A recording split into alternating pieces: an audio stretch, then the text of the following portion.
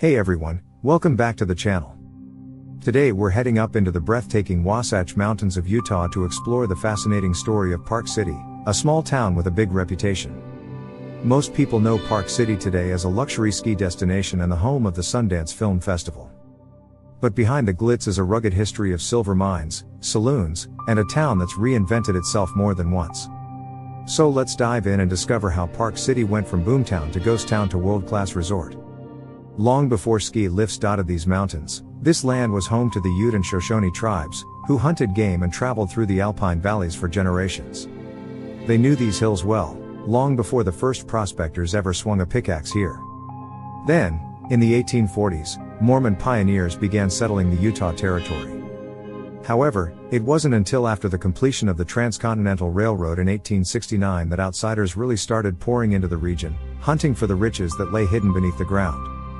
Park City's story truly began in 1868, when prospectors struck silver ore high up in the Wasatch. The discovery quickly turned these quiet mountains into a bustling mining camp. Within just a few years, Park City became one of the West's most important silver boomtowns. The 1870s and 1880s were wild times.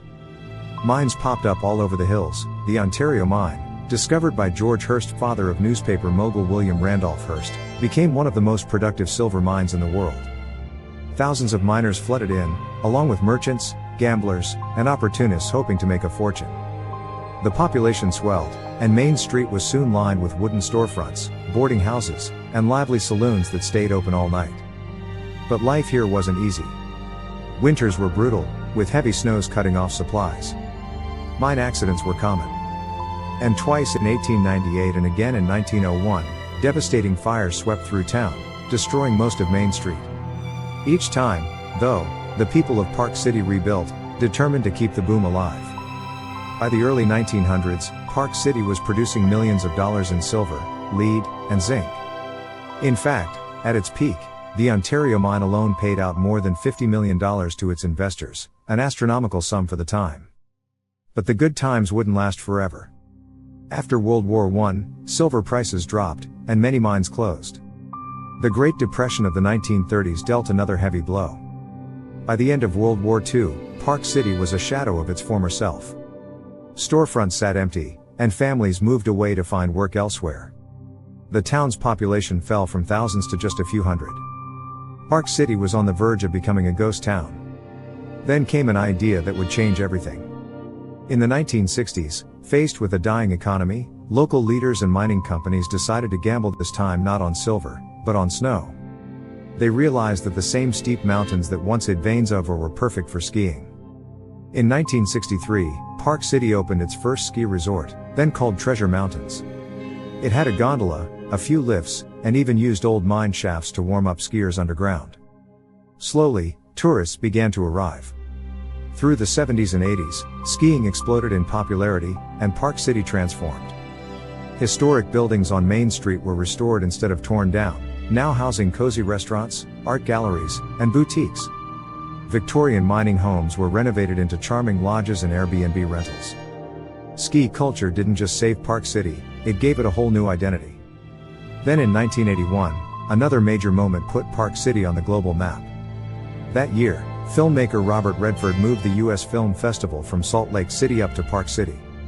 It was later renamed the Sundance Film Festival, and today it's the largest independent film festival in the U.S. Every January, thousands of filmmakers, celebrities, and fans flood into this tiny mountain town to watch groundbreaking films, attend parties, and stroll down Main Street.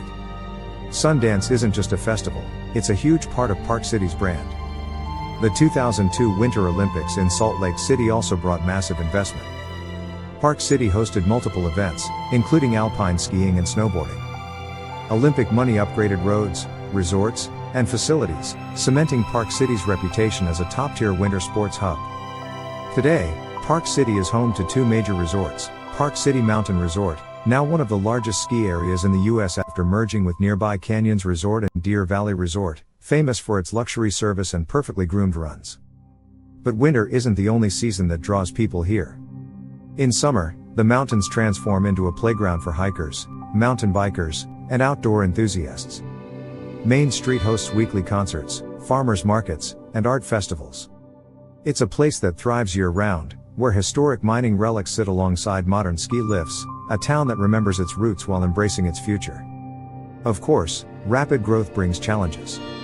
Like many mountain towns, Park City wrestles with balancing tourism, preserving local character, and making sure working families can still afford to live here.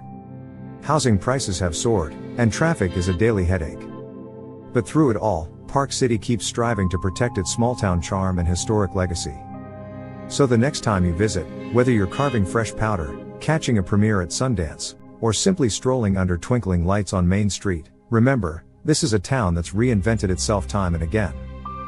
From Silver Boomtown to near Ghost Town to one of the premier resort destinations in the world, Park City stands as a testament to resilience, reinvention, and the enduring allure of the mountains.